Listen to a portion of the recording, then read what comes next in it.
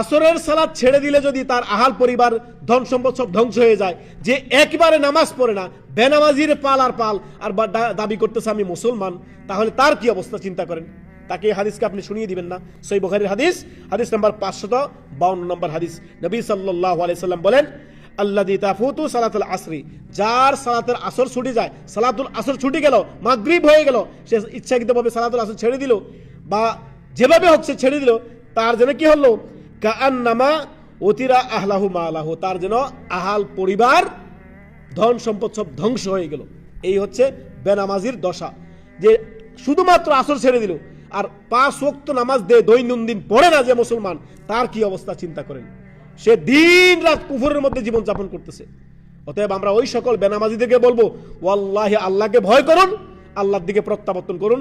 আজ থেকে, এখন থেকে এই ওয়াক্ত, যে সময়টা আপনার কাছে যাচ্ছে, ওই ওয়াক্ত থেকে তওবা করে সালাত ধরুন, ইনশাআল্লাহ আল্লাহ ক্ষমা করে দিবেন আপনার পূর্বের সমস্ত গুনাহ। তওবার মতো তওবা করে ফিরে আসুন।